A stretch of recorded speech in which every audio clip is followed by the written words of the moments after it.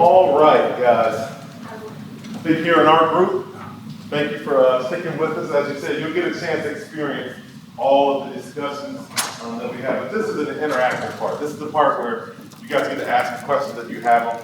You can ask whatever question you may have. I don't mean we have all the answers, but we'll try to do the best we can to get you the information. We just want to share what some of our research found. And in this particular, you guys let me get the microphone.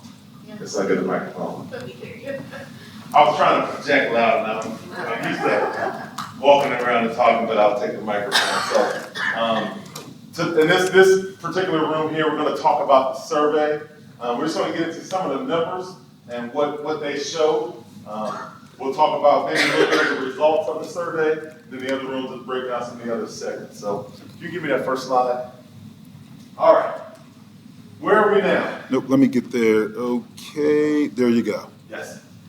Where are we now? So as we said, we launched a survey. We sent the survey out back in February.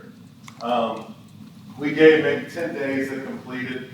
We launched a pre-survey and we got a list of about 189 people. I said we were interested in participating in this survey. That was a pre-survey. 189 people said, hey, when this comes out, we're all on board with doing this. And when we try to get those people, we outreach several mental health companies. We outreach different parent groups. We outreach different children's services agencies around the state. All right? And we got back 189 people that said they wanted to participate in this from all different parent groups: foster care, kinship, adoptive, and biological. All right? But when the actual survey came out, only 88 of those people took the survey.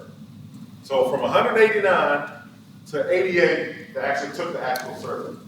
But when doing research projects, 88 people is a pretty good number, it's a pretty good sample size. So we were still happy with the number that we selected, or the number we ended up with, the 88 participants. Go ahead and give me another slide. All right, so some of the demographics. That survey went out. One of the questions were, list your age group. Foster parents, kinship parents, biological parents, all of them are different age groups. But when we got our results back, the biggest majority of our parents was 36 to 50 years old. 36 to 50. As we said, our project went out statewide, all 88 counties. All right? We try to get people from all over the state because we want it to be balanced. We wanted to say, this isn't all from Columbus. We want to say, we outreach to everybody. So when we did this, the responses we got broke down in different ways. But our counties that gave us the most people participating: Hamilton County, Franklin County, Hamilton County, Cincinnati area, Franklin County, Columbus, obviously. We're kind of deeper in this area. But also Summit County, which is the Akron-Canton area. That's where my sister Serena was from. She helped us outreach up there a little bit. And we had Cuyahoga County also give us a good chunk of people that participated in the survey. Right? Cuyahoga is the Cleveland area. But we also had a lot of the smaller counties that participated in the survey. This is the breakdown of the ethnicities that participated in the survey. I want to get a little bit of your feedback after I break this down a little bit. So, we said we had 88 people. 2% of those people that participated were American Indian or Alaska Native. Only 2% American Indian and Alaska Native. 24% were black. 24%. And we're talking about racial disparities. Asian, we had 0% participate. Here we go, white, 58% participated. 4% were 2 or more races. So with those numbers, when we send out a survey about racism and things like that, what kind of results you guys think we're going to get? Let me say one thing too. Go ahead. It was the raw number was 24 for black. The percentage was a little over 27, as you can see. And then the raw number for white was 58. The percent was actually close to 66, 65. Yep. So yeah, go ahead. What's the feedback? What do you guys sense when you see these type of demos? Then you think we're going to get any type of, what kind of response do you think we're going to get? We're asking about racism, does it exist? Have you had any experiences? What kind of results are we going to get? They're going to say it doesn't exist. They're going to say it doesn't exist. Thank you over there. That's kind of how the survey kind of unfolded for us. But mind you, we were trying to get a wide pool of people. But when we're talking about your experience in the system as an African American, do you think Latino children are affected differently, or African American children are differently, Asian kids are affected differently? When the majority of your people that took the survey are one demographic, they might not have the same experiences. So that gave us the majority of our feedback. All right? I can take it here, I think. Yeah. So I want to see if you don't mind. You gave a pretty interesting remark. Do you mind sharing the why behind why you think that would happen? What's your why do you think that's why is that the case? When I looked at it, I saw the 50, I saw the large number of Caucasians, and their perspective of everything that's going on is going to be vastly different than the minority. It kind of goes along with society, the way things operate day to day. You know, out in Lithopolis where I live, they don't experience the same things that in Columbus that they would experience because of the greater magnitude of the culture that's there. Yeah, that was very well said. Very well said. Thank you for sharing that. I definitely appreciate that comment. I want to take one or two more, and then I want to go a little bit deeper into some of the importance numbers. of demographics and some Ohio-specific demographics as well. Go ahead, share out. Oh, yeah, trouble hearing. So I want to share. Do you mind saying it a little bit louder? I want to make sure I don't speak for you because your insight, which we in line, but I want you to say it as well because I'm going to go deeper next.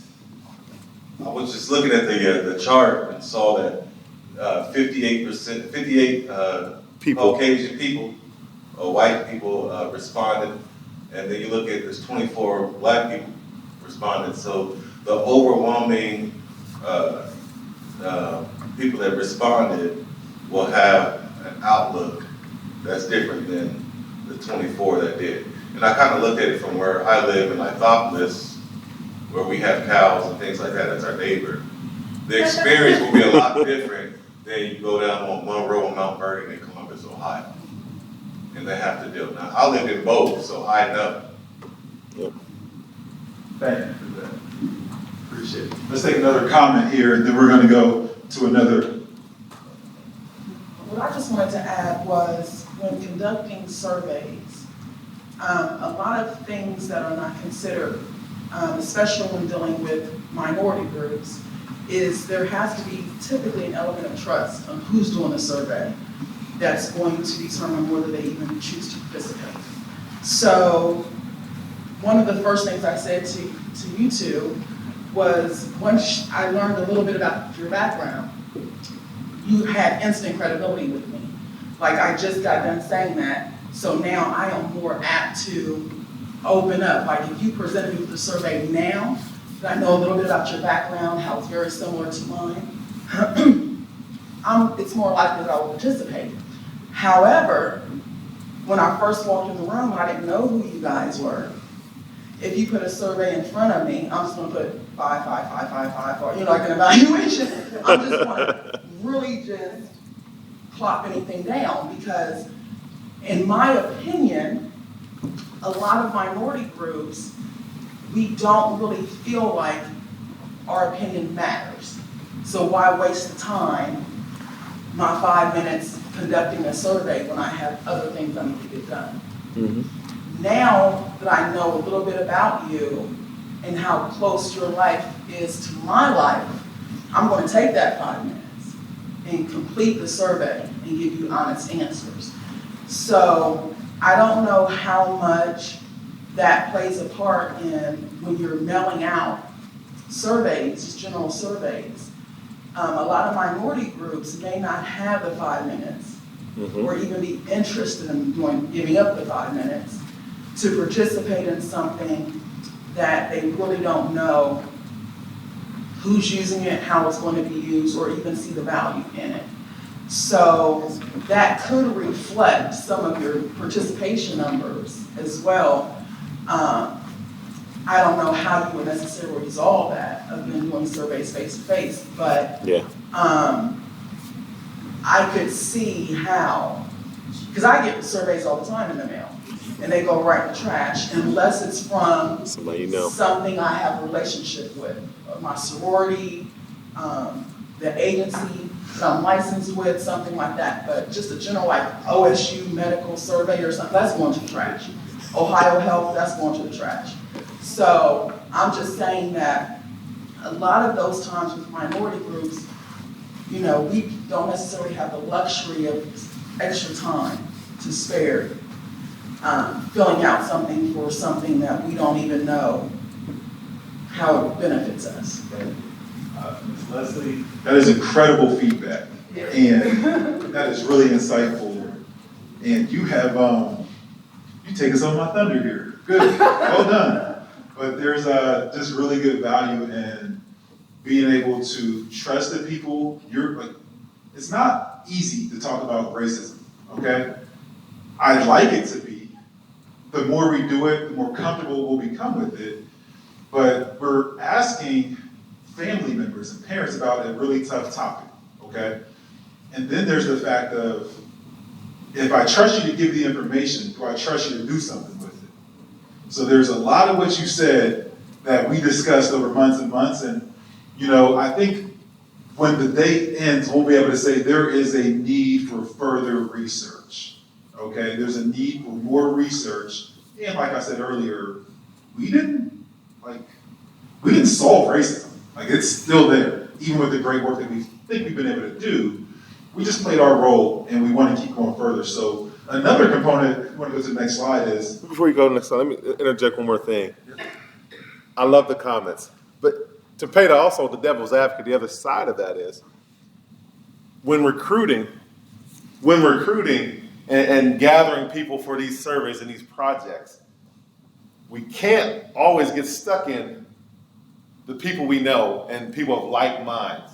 So we have to get the big picture. So that's why we couldn't just recruit the same 20 people or 100 people that we know. We had to balance it with getting diverse answers from all around the state and all around the area.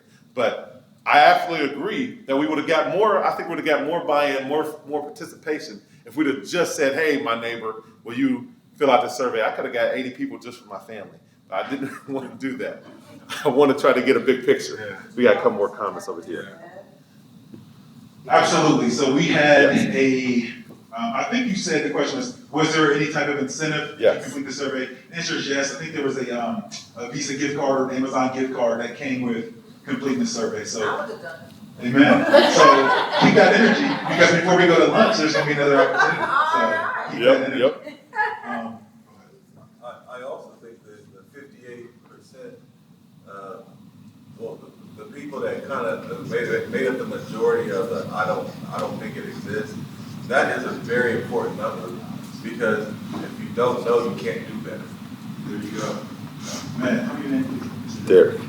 Thank you, Mr. Derek. You guys have really that's why we're in the room, right? You guys are experts in your own experiences, and so I just really appreciate what you said. It segues perfectly. So another angle that I'm going to talk about as well is, let's say I'm driving home to Cincinnati today, and I'm driving my car, and somebody speeds up and cuts me off, right? You probably experienced a little bit of road rage or just some kind of inappropriate driver, reckless driver. Here's an example of, is this a bad driver? She must be sleepy. Having a bad day. They're having a bad day. Kids burning the house. Or is that a microaggression because I'm black? Yeah. So, what we didn't do in our portion of this work is, and we're going to get to this in just a second, is when you talk about the Midwest and the great state of Ohio, we don't always define racism and racist experiences in the same lens. It could be, he's having a bad day. You could say like, oh, well, he must be sleepy. And then you could say, oh, it's because I'm black. That's why this action is taking place. So, a couple more demographic pieces, and I want to keep us on track. We've only got a few minutes before we get to the next group. So, real quick.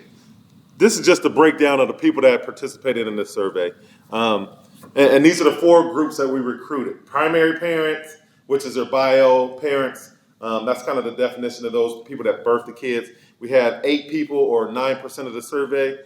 Kinship.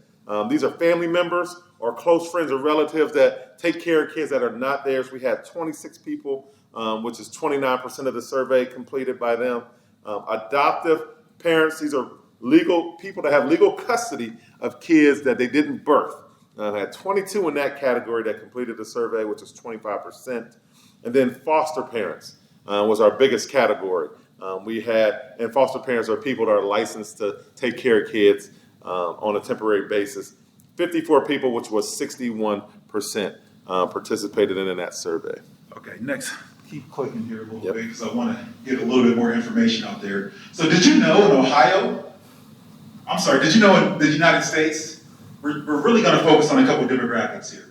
And the point of why we're here today is about the ethnic and racial makeup of the families and children and how that impacts outcomes. But did you know in the United States, right now, our country, according to the most recent U.S. Census, is 57.8% white, 18.7% Hispanic or Latino, and then 12.4% Black and 6% Asian. Did you know that? Let's talk about the great state of Ohio. Did you know our state is 81.3% white, 12.4% Black, 2.8% mixed 2 or more races, and then 2.2% Asian. Did you guys know that was the racial makeup of our great state? No. Okay. Next slide. Does that matter? Does this type of information matter? You're shaking your head yes. Why does it matter? Because I haven't heard your voice yet. Why does it matter, these type of demographic data? Why does it matter? Well, it matters based on the fact that outcomes. So that has a lot to do with anything that we talk about in reference to race. Again, I think that talking about the fact that we do need to have a diverse perspective. I totally agree with that, and that's relevant. But that perspective can also lean in a certain direction, which also impacts outcomes. Outcomes for families, children, systems. And so it's not necessarily, when we're looking at demographics and we see 88, what was the demographics again? I think it was 82%, 82% white or 81% white. That just impacts all of our systems and how our systems operate, and it impacts the way we see racism based on just those demographics alone. So that just sums it up. So I really appreciate that feedback as well. And you want to go to the next slide. It's really, and I'm not going to read all this, but at the end of the day, demographic data can be a litany of things, right? I can make a demographic decision based on social economic, household income, access to Wi-Fi, locale, geography, where you live, the way you look. So this is just like some of the work that went into when we do this work. We could have made a lot of decisions based on a lot of demographic data, but what we're really hyper-focused on is when you talk about the demo of race and ethnicity, what are the outcomes on the back end of that demographic? So if you go to the next slide, it'll just say more details around, once you have data, then what? How do your policymakers make decisions? It's based on demographic data.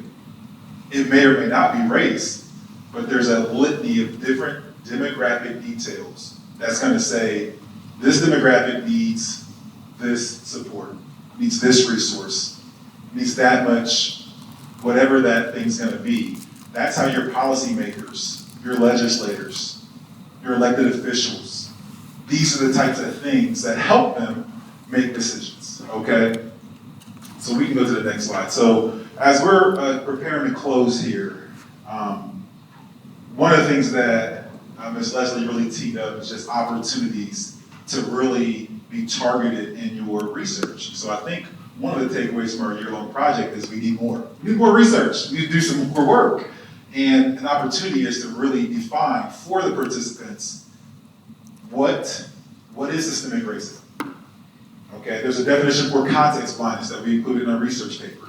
There's a definition for implicit bias. And I want to briefly go over those, and then we'll be ready to transition at that point. So when you hear systemic racism, you can go to the next slide. When you hear systemic racism, hopefully you guys are not caught off guard. You probably have engaged with this terminology before, but essentially systemic racism may be defined as the discrimination or unequal treatment based on membership in a marginalized or minority ethnic group that arises from systems, structures, or expectations that have become established in Ohio and throughout the greater US based on white, middle-class, Christian norm. Okay, so when you hear systemic racism, this can be at an institutional level, a more local level. But systemic racism is something that I kind of mentioned earlier when I said it can be healthcare, it can be policing, it can be education. All of the systems, all of the institutions are impacted by this definition. I want to tell a brief story about context blindness here. This is something that plays a really large role in why racism is such an intricate problem, such an intricate disease that is really, quite frankly, historically hard to fix. This is a big problem with no easy answers. Because oftentimes you can say like, oh, they cut me off, they must be racist. Oh, they said this thing, they must be racist. But there are scenarios that I think require and expose context blindness, which is, it refers to a person's inability to use context. Everything that exists in each situation that reveals or influences the meaning of a target stimulus to make sense of a situation. Here's how I want to make this make sense. Go back 3 months ago. I'm sitting in Cincinnati, Ohio, at a school. And teachers are mandated reporters. Raise your hand if you know what a mandated reporter is. You guys heard of mandated reporters? We are, as parents. Okay. Yes. So a mandated reporter is somebody that if you receive information, whether you receive it because they told you, they wrote it, they showed you, you got a responsibility to contact 241 Kids or your local child protection agency, okay? And so as a teacher that is in this public school and the bus driver tells the teacher, hey, little Taylor over here, this black kid is 13 years old, when I picked him up this morning, the furniture is all outside on the street. He must be homeless. Little Taylor's homeless because the bed's outside, the bed frame's outside, the sofa, there's bags everywhere, like there's a bunch of, he's homeless, so I think that clearly his parents have neglected him. And the teacher said, okay, well, I'm gonna go ahead and make a report because this is neglect. 48 hours later, here comes little Taylor's mom, cussing out that teacher and me and everybody that the mom was saying. Because you didn't use your context. And you did use your context from your white middle-class background. Because you assumed little Taylor was homeless. You didn't assume that mom just got new furniture from American Freight and that's where to get rid of the old stuff. Are you crazy? Next slide, please. I think systemic racism, you guys have heard that. I want to give you a little example of what is context blindness, and then implicit bias. Implicit bias refers to unconscious prejudices or negative attitudes and beliefs about individuals based on a common characteristic such as race, gender, income level, all the different demos we kind of talked about, okay? Oftentimes, individuals are not aware of their implicit biases, which arise for social cueing and lived experiences. So this is like, and I love school, it's kind of what I do. This is like when you go into a classroom and you think like, oh, the Asian kid's the smartest kid here. Must be the smartest kid. What kind of biases are in your head that make you assume that's the smartest kid in the room? So it's just the subconscious decisions and thoughts that are really a reflection of your schema over a lifetime, over a period of time. And what I really am excited about is, and we'll talk about this afternoon with mental models in our workshop, this probably doesn't surprise you when people make assumptions based on a gender. based on their race. You've dealt with it. We all have them, in fact. We all have them. But what's really, I think, encouraging is that your mental model doesn't have to be stagnant. Okay? You can intentionally put yourself through experiences and places and spaces in which you can begin to reframe your schema, reframe your implicit biases, deepen your understanding, and have the ability to make some different types of decisions. Okay? So we're down to our time. The next session is going to come in, but I want to take one or two questions on when you hear systemic racism, context-wise, or implicit biases.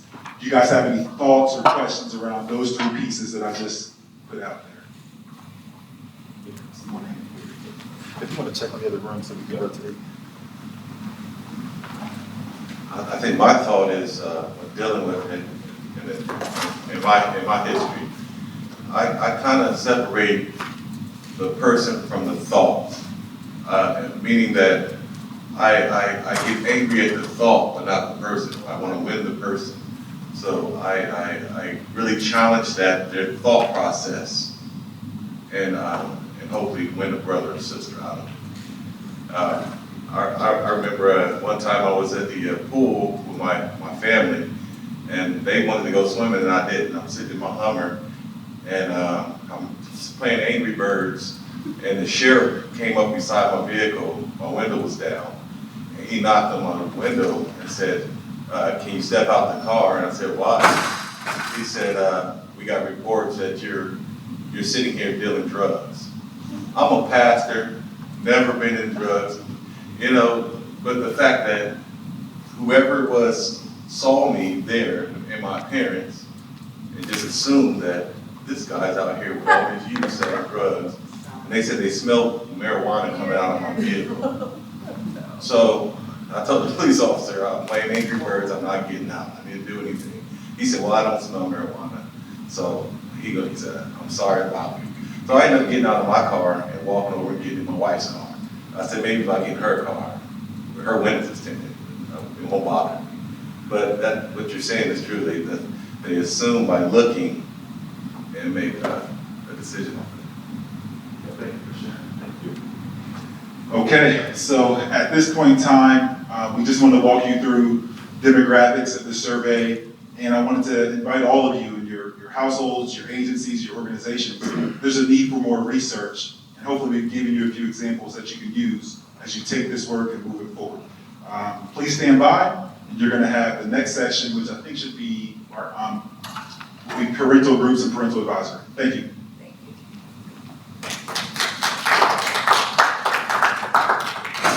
Good morning, everybody. Can you all hear me? All right. Is it all right if we go ahead and get started? We're in a little bit of a time crunch, and I don't want to stand up here. So you all had Travis and Taylor talk to you about the survey dissemination and how we're able to gather information supporting the work that we're doing. I'm going to talk a little bit about the parental groups and the leadership group and how we navigated that process. I see Ms. Georgetta here. Thank you. It's good to see you always. Glad to see you. But I want to talk about how this whole process works. And we talk from a perspective of it takes a village to make the difference that we're looking for. So you may or may not know, but this work started from a perspective of the Ohio State Bar Foundation. Every year, that foundation provides grants each spring and fall to Ohio nonprofits, and I want to really emphasize this, addressing specific unmet legal needs in our communities. That's really important because what the State Bar is saying is we don't have the capacity to address everything, but we need help from experts to address some issues that are out there that we may not have the capacity to address. Does that make sense? All right. And so that foundation has been doing this since 1992, and they've been providing grants to law-related philanthropic organizations and projects across the state of Ohio. So then the Ohio Family Care Association, with this long history, focused on evaluating racial equity and family participation in Ohio's child welfare system by completing a year-long systematic review of Ohio-related policies and procedures. Identifying ways that primary, kinship, foster, and adopted families are affected by these laws, codes, and practices, highlighting the intersection of systemic racism and family involvement in the Ohio child welfare system, and communicating with the child welfare system implementing a change. That is a whole lot. But that was the purpose of the work. As I said this morning, a lot of times we see what's happening, but how do we actually make a change in what we're experiencing? And at the end of the day, when it comes down to it, if policy doesn't change, we'll still be in the same place. Because policy helps determine actual practice. People, I've learned this for years in the work that I do. People will only be accountable, will only do the work they're held accountable for. I would love for people to operate from a philanthropic, loving place all the time, but the reality is, people do the work that they're accountable for. If there's policy in place that holds you accountable to these children, to these families, people will work towards that. Does that make sense? So then, Oscar reached out to Ohio Gap Coalition. You've all heard about this this morning. We're going to talk more about that. Privileged to work with Oscar in doing this work. Because we know that I believe this is a very precious moment that we really can make an impact in regards to policy in the state of Ohio. I really do believe this is an opportunity that does not come along all the time, and this is a chance for us to make that change. But what I want us to spend some time on, if we can, is hearing from you. I'd like to hear a little bit. We said this morning we were going to talk about racism. Is everybody okay with talking about racism? Say yes if you're ready. Okay, we're talking about racism. Okay. So, as people who have been in the child welfare system in some way, shape, or form, who is willing to share out where they felt like they've experienced racism in the system? A hush comes over the crowd. Think about it for a moment. Have you actually, or are we just making this up?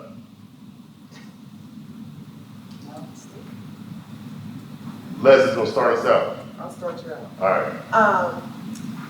We have fostered for now a little bit over 18 years. So I saw sometimes we work very closely with all of our birth parents. And sometimes we see differences with how workers treat our white mothers and our black mothers from just our home. So I can see, because I'm on the foster care side, so I can see things that my birth mothers cannot see. So what I have to oftentimes find myself doing is coaching some of my black mothers on getting things done and names of caseworkers who they can contact or resources that they can reach out to sometimes unfortunately work around a system that's stacked against them. So, for example, I may have I had a white mother who was dealing with, her child came to us with broken bones, a lot of abuse. She had court coming up.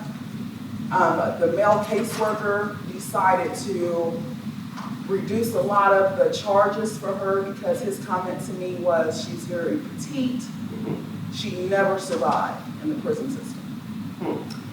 I had an African American mother who she was into drugs. The child came drug exposed. The exact same body type, height, weight, everything. They wanted her to leave the home, preferably the cities, which made her go all the way to Toledo for her child to be a kinship placement with her mother. The white child was totally reunited with birth mother who broke all the bones in different stages of healing. I'm sorry, not all of his bones, but his legs and his arms. What that case taught me going forward when dealing with the different bio moms is I'm looking at how caseworkers are handling them. I'm advising and coaching birth parents on what they need to do, how they can use me as a resource even after reunification, conversations that need to be had, how to navigate with GALs, how to navigate in the court system.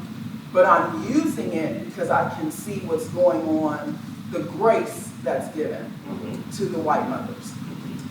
And I'm only speaking from my personal experience. So I can clearly see, as a foster parent, a licensed foster parent, how birth families are treated. And we have adopted 9 children of all different races in our home. So I have relationships with I have white mothers who, I call them my baby mamas. They really are all my baby mamas. Like I literally have all these different baby mamas because all my moms I'm still close with. Yeah. And I couldn't do what I do without them. But I'm privy to a lot of inside information of conversations that my white moms have with caseworkers versus what my black moms have with caseworkers. So I sit in a very unique position because it does allow me to really aid when minorities are faced with obstacles or implicit bias or just things in their way that shouldn't even be there. I teach them how to navigate through. And so that's, I can only speak from my experience. And those are things that I clearly can see that's just blaring. But I can only see it because I built relationships with bio families. Because if I didn't have these relationships, I wouldn't know what these conversations behind closed doors look like or sounded like or anything. So it's clearly there. A lot of it is systemic. I can have a kid in my home and over a period of 2 or 3 years as in foster placement, they've had 5 or 6 different caseworkers. So each one is bringing their own personal experience to the case. So I really partner with my bio families to get the job done. But it's there. It's 100% there. And if you're in this, with your eyes open, and if you're dealing with a diverse group of kids, it's glaring. It's not hidden. It's not, it's right there. Somebody else. I'll come here first and I'll come to you, Ms. Holmes. Go, yes, sir. I'm sorry, your name? Derek Williams. Derek, nice to meet you, sir. And I apologize, I meant to hear your names at first, so I apologize for that. But Mr. Derek. I had 2 different kiddos. One kiddo was out in Madison County, and he was going to court. And the experience he had, he was a Caucasian young boy, very nice. His interaction with the judge was totally different than another youth I had that was going to Columbus, downtown Franklin. Yes, sir. In Madison County, the judge made great eye contact, talked about a whole future with him. He even let him come up and sit behind his area and bang on his gap. The whole interaction was like my young grandson, and that type of experience. And then when you go down to Columbus, it is totally different. The judge barely even made eye contact with my youth. His support staff rarely even showed up. People were missing. So and it was like he was what the paper said he was. And he just whatever it said, and he said, "Oh, we're gonna continue it, or we're gonna do this and this." And then you look up at the very end. It was this is the future. This is my young kiddo. This is my. It wasn't not that experience. So totally, open and shut. Yeah, totally different. And implemented by a person in the system, right? Yeah. Because that judge is part of the system. And despite all the good that you have done, will do for that child, that judge's presence still makes an impact.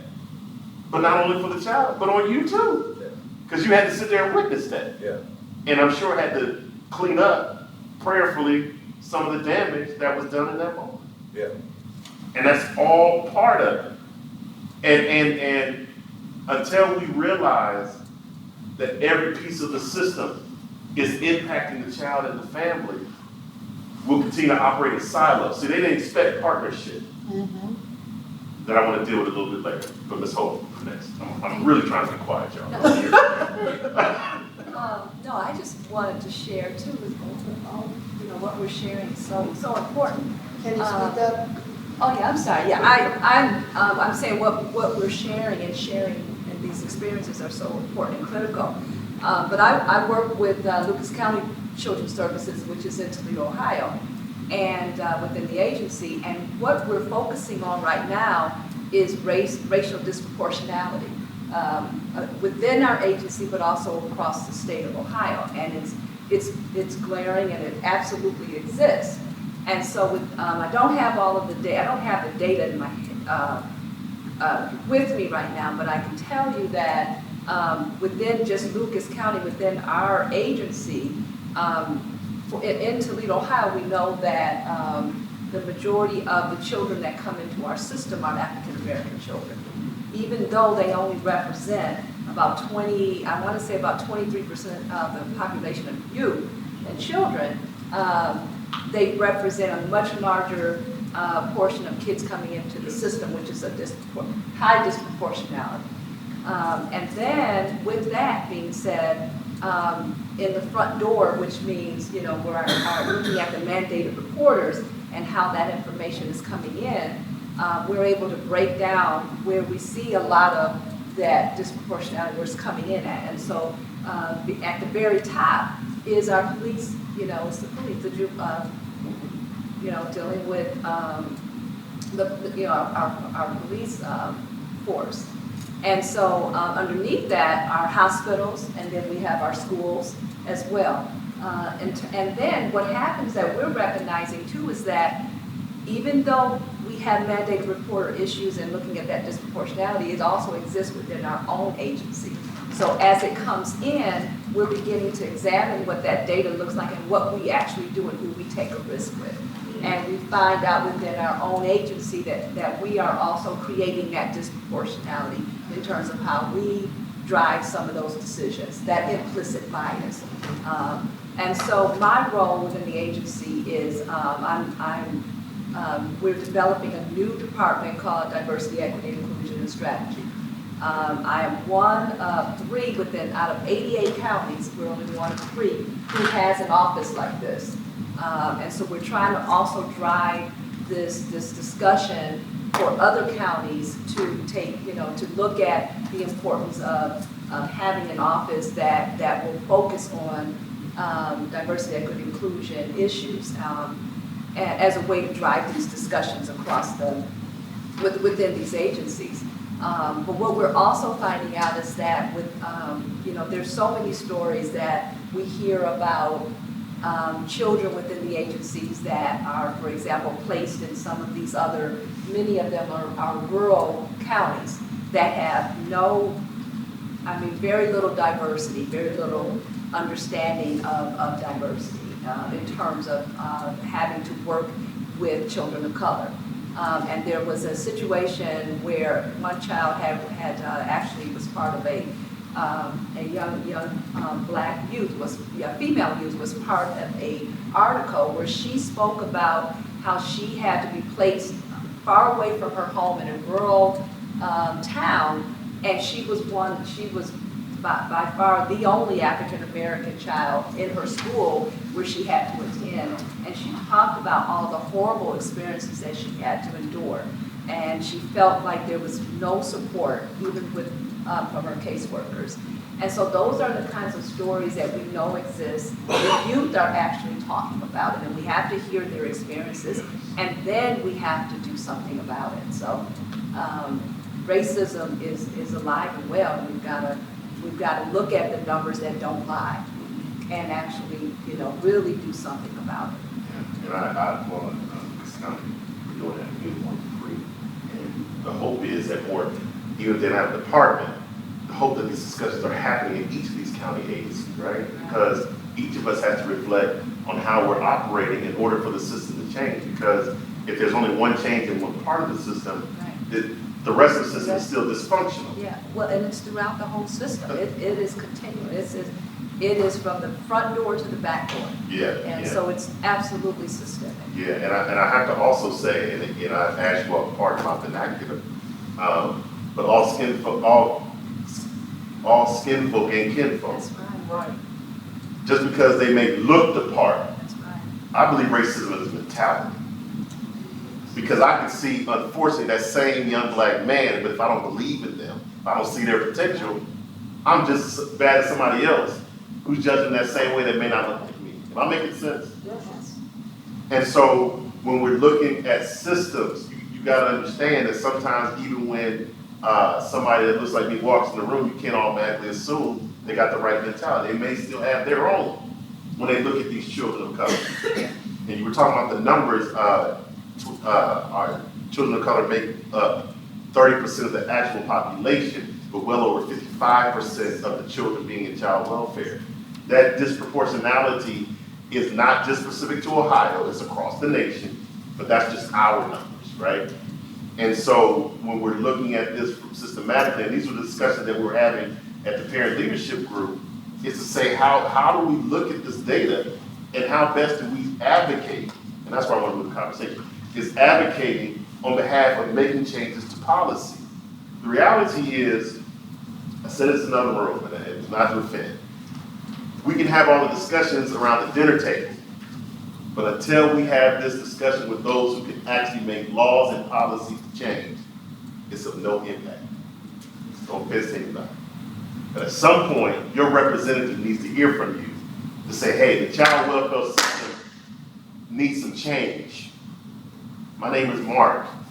This is my experience. This has to change. A lot of times, and I'm guilty of it myself, I spend a lot of time with the national politics. But the reality of my life is not determined by Joe Biden. Can I get an amen on that? A lot more impact happens from our state and local politicians. Probably names that we don't even discuss, that are impacting on a daily basis how our lives are lived here, right here in Ohio. So we talk about Ohio Revised Code, which manages child welfare system. The Ohio Revised Code starts out, that is the ending law, is the Ohio Revised Code. But it starts as a bill written by who? The local representative. A person who is just like you and me that happened to get elected, that now has the power to make actual laws in this state. But as the elected official, as a constituent, I'm allowed to hold you accountable.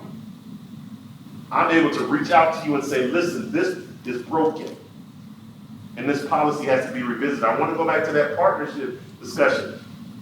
And you saw how policy is implemented. A lot of policy that you'll see, and Raquel will be here after me to talk more about it, but it's really left up to interpretation of the reader.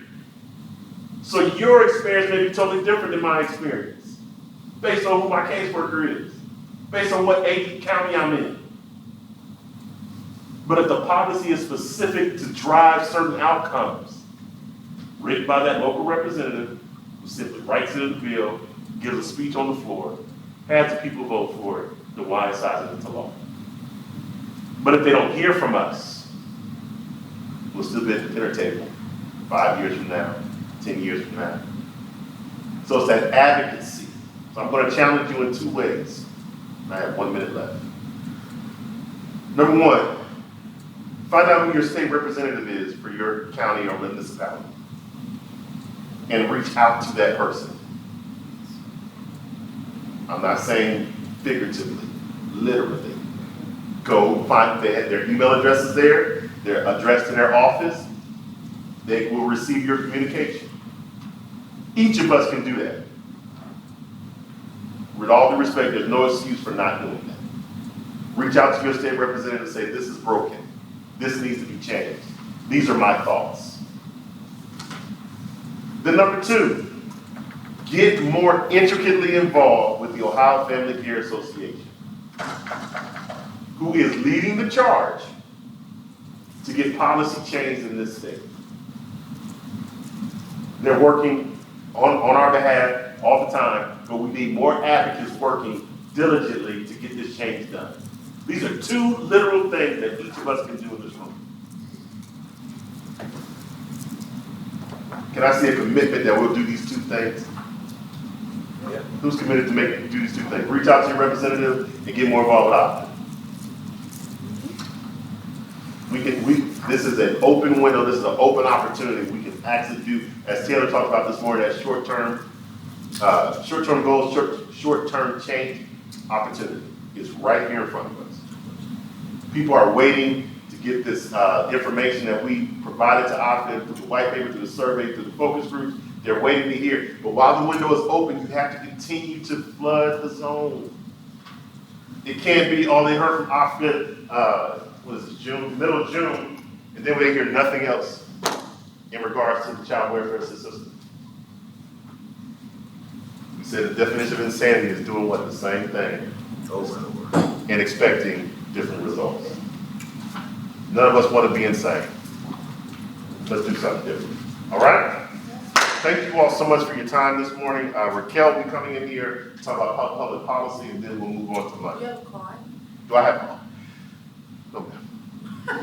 But I'll make sure you have my contact information. Is that fair? All right. Well, I'm done. I'm coming out. Yeah, we're rotating now. So give yourselves a round of applause. Thank you all for being part of the conversation. Good morning again. This feels super formal in the ballroom. We were having a ball in those breakout rooms. So again, I'm Raquel Armstrong, and I'll be talking a little bit about our policy review process. I would like to know, it's meant to be a little bit more interactive, but you all bring some expertise into this space. And so I would like to know who's in the room. If you could just introduce yourself and your role here this morning. I'll start with you. I'm Derek Williams. I'm a foster dad and a pastor. Awesome. Thank you so much. Shatisha Williams, his wife. I'm a real estate agent and business owner in Foster County. Awesome. Jump to that. Shalita Payne Williams. I've been a foster parent for 19 years. Awesome. Jump over here. Go ahead. Oh, me? Oh, I'm sorry. I'm Leslie Walsh. I'm a foster parent, a brand new trainer for foster parents. Okay. Contracted trainer. So I'm wanting to get information to take back to classes for foster parent training. Awesome. My name is Nikki Faw. I work with Franklin County Children's Services and Provider Services. Awesome. My name is Hope Bland. I work with Lucas County Children's Services in Toledo, Ohio. Awesome. My name is Georgetta Lake. I am on the OPRA board and part of the leadership team. My name is Laura Cole, and I was a foster parent. I'm now doing addictions counseling with deaf people. Awesome. Thank you. The back table. I'm Alicia Preston. I'm a foster parent, 21 years. Awesome. I'm Sandra Broadmax. I'm a foster parent for the Codesville. Bertha Hicks, foster parent.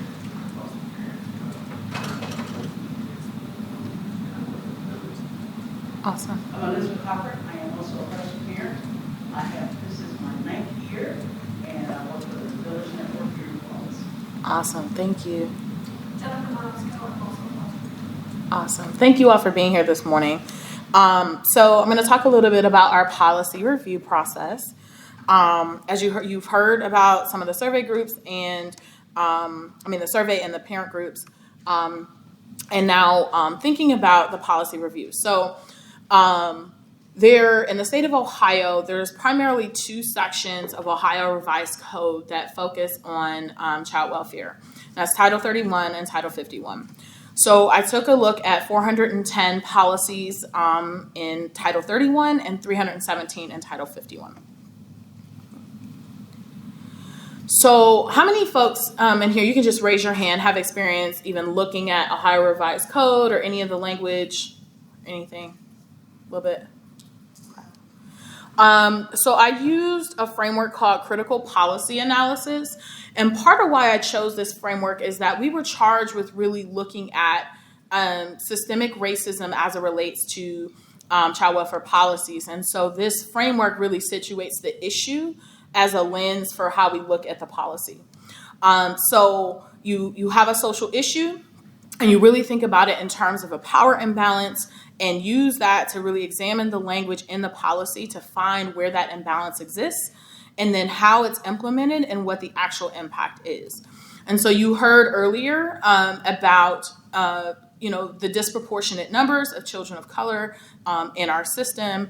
However, if you know anything about policy, it's people will say it's written with neutrality. It's neutral, right? So the question becomes, how does that go from this neutral language that's meant to be for all to the system that really ultimately has some disproportionate impact? So the first thing that I found in looking at these policies is whose interests are at stake, right? So when we think about this work, the work that we do, children are supposed to be at the center. However, it's very clear that role and hierarchy plays a role in these policies. And so if you look at the first one at the top left, 5101, the child has been removed from his or her home pursuant to a voluntary placement agreement or as a result of a judicial determination to the effect that continuation in the home would be contrary to the welfare of the child. So in this case, right, the decision on whether or not a child stays in their home is put on the court. And of course, judges, lawyers, right, they all do continuing education, they do trainings, they do all these things to help better do their job, but it's very much rooted in the law. Ultimately, right, the person making those decisions comes with a lens and a standpoint, right? So a decision that a judge makes in Lucas County is going to be different in Franklin County, it's going to be different in Stark County, and so on, right? And so ultimately, while this particular policy is meant to be a standard, it doesn't really necessarily outline how that standard is meant to be implemented. And more importantly, when you look at the language contrary to the welfare of the child, who decides that?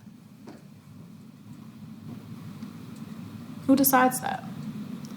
Because when we think about how much the way that we view culture, the way that we view what things should look like, that is dependent upon the way that we see the world. And so the example I gave in the other room is thinking about, my own mother, right? So my mom did well for herself, and I was raised an only child, and she would tell me all the time, well, I don't agree with what's going on in that home, so I'm going to raise you this way. These are the things you're going to do. And this is your expectation. And when you step out of line, these are going to be the consequences. Someone could look into our space and say what she was doing was contrary to my welfare, right? And that often does happen. As a school administrator, I often have situations where teachers come to me and one teacher will say they think they need to make a report. We're all mandated reporters because a child came crying to their classroom about an argument they have with their parent, right? Culturally, one might say, well, the parent is trying to hold their child accountable. Another person might say it's contrary to the welfare of the child. So, policy number one. Policy number two, provide such care as the Public Children's Services Agency considers to be in the best interest of any child adjudicated to be an abused, neglected, or dependent child the agency finds to be in need of public care or service. Who has the controlling interest? You guys feel free to talk back to me. Who has the controlling interest? The county. The county. Public Service Agency, right? They have the controlling interest. And granted, right, the whole point, they're trained to do this work, right? So they should be able to decide what's in the best interest of the child. in theory. However, as we know, and some of the folks who are really, who are on the ground, Travis talked about this a little bit, and the work with families, some people, the line keeps changing for some folks, right? So who decides what's in the best interest of the child? How do you decide what is best interest, right? Even in terms of understanding abuse, neglect, those change based upon culture. And then returning the child home or adoption of the child are not appropriate permanency options for the child. What word stands out to you? Returning the child back home. Returning the child back home. Not. The word Not. not appropriate. Not appropriate. Is there anything in that language that potentially sounds like it could be interpreted different ways? Appropriate, right? So the ultimate goal at some point is reunification if it's safe for the child. However, the word appropriate really, really, really stands out. It's left up to the person that's holding the keys. Whoever holds the keys determines what's appropriate, right? It doesn't say here any kind of guiding language around appropriate. If you look further in the language that follows, it doesn't say anything more about appropriate. So it's really left up to the agencies and in particular, the caseworker on whether or not it's appropriate. When they go into a home visit, what they see, how that informs their lens. Is that child safe? Is it appropriate? Okay. The second thing that really stood out is around assessing risks. All right, so how are risks assessed and determined by whom? And so we actually did some of this with, if you participated in the parent group, really looking at this language here in 3109 around primary and secondary prevention strategies. So primary prevention strategies are activities and services provided to the public designed to prevent or reduce the prevalence of child abuse and child neglect before signs of abuse or neglect can be observed. So thinking about that, what's a primary prevention strategy? What is something that is done to do that? Can anyone think of one?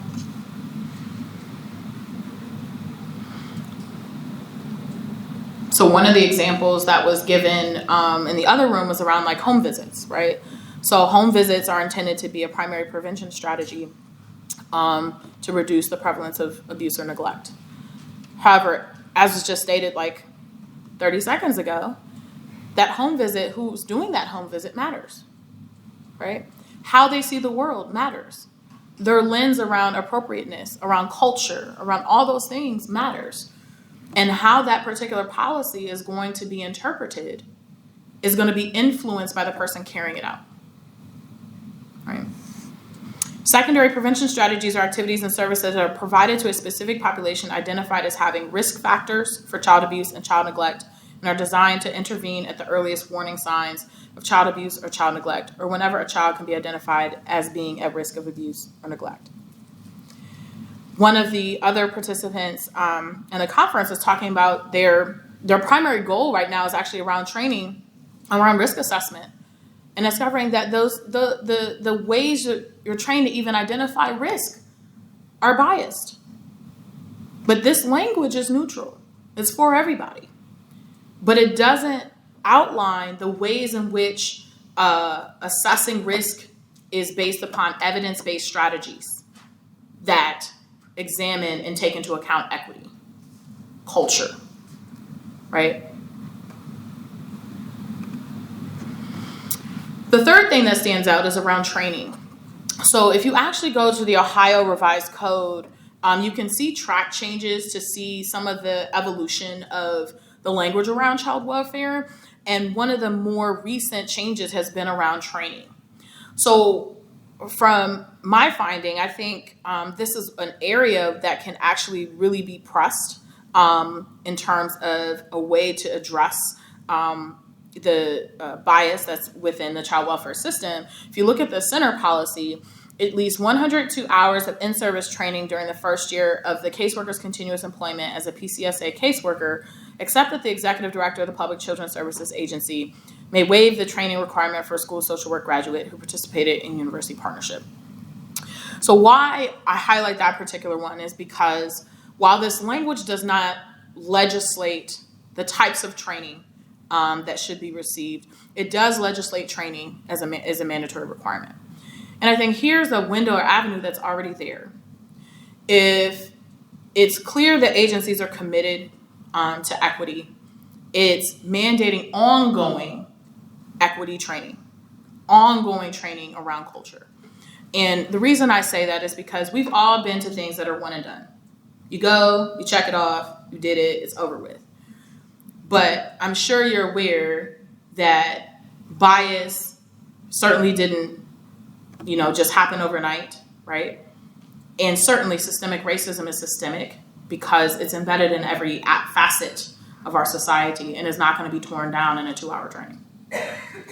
So that ongoing work and collective work around equity can be embedded in this training policy. But also thinking about, it talks about waiving a training requirement for social work graduates. And of course, social work, just like education, just like some of these other fields, are struggling with the pipeline of folks who are coming into the field. And people were saying, there's always more things to do.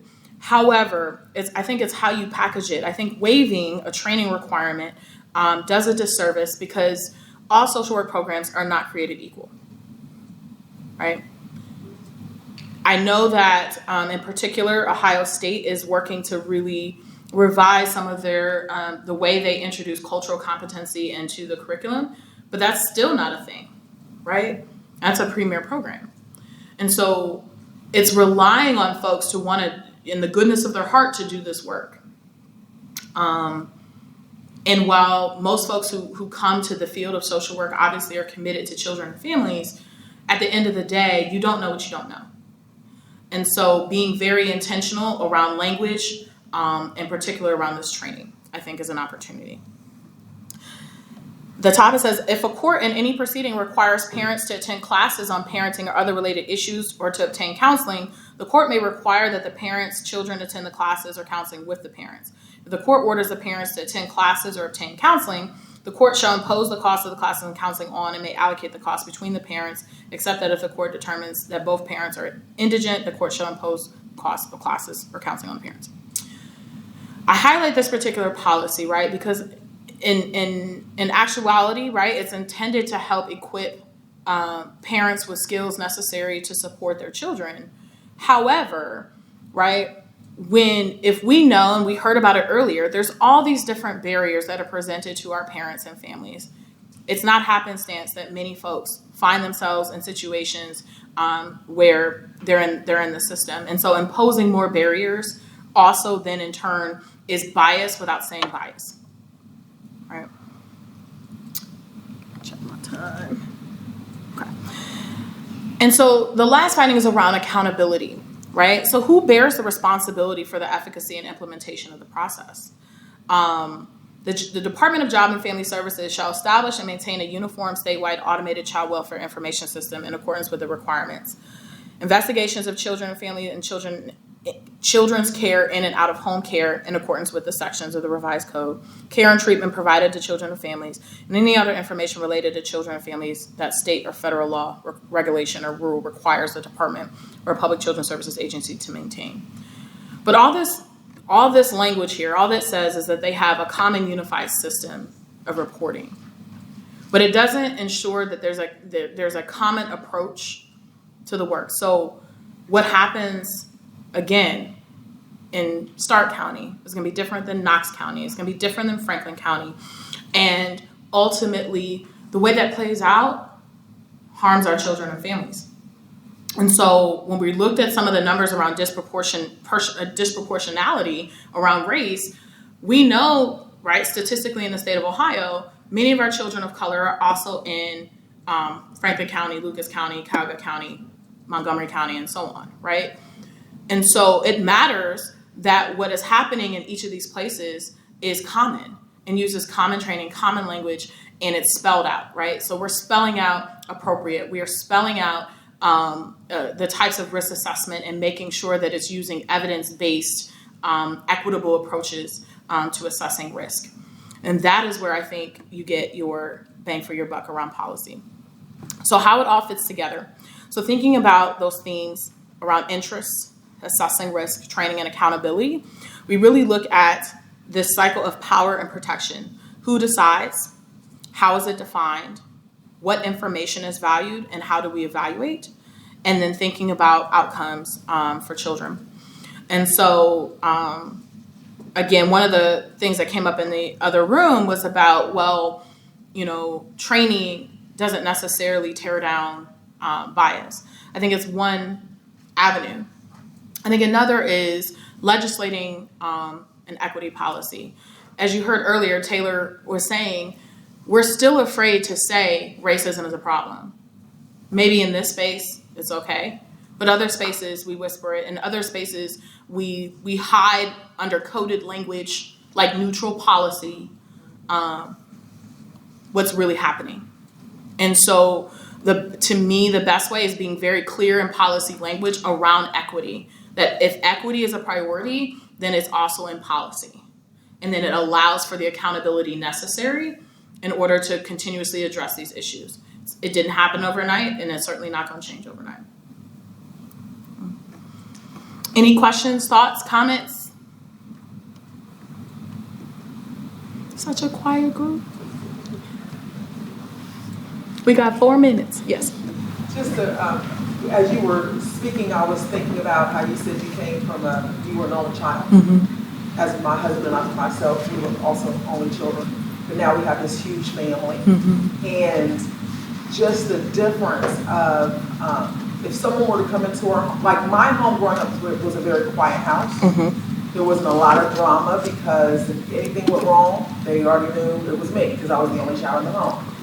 Whereas, when you think about caseworkers who came from that background as an only child, quiet home, entering into homes that have multiple children, it's very noisy, everyone is loud, everything looks chaotic. It's not chaotic, but it looks chaotic from your point of view. Mm-hmm. I could see where it could look like everyone's arguing or everyone's fighting, or the parents are always mad, or they're always fussing, or they're always yelling, and there's just so much commotion, and now there's problems because of their perception of coming from this quiet home. So that, as you were going through and we were talking about, people are bringing their own bias and their own points of view into these houses, into people's homes, and making these decisions that could be devastating to a home.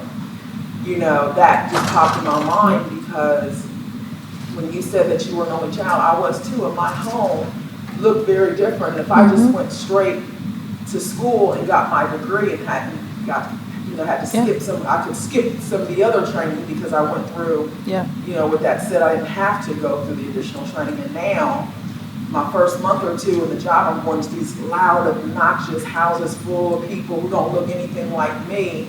I'm terrified, and I have to report this because I know these kids are being abused because they're fighting over here, and they're yelling over here, and parents are I could see easily how a person coming in from a totally different background, going into a home with full of people who don't look like them, and just getting it wrong, getting it all wrong.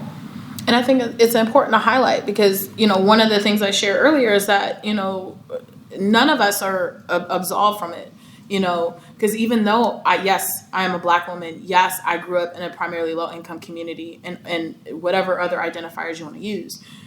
But I also have 3 degrees.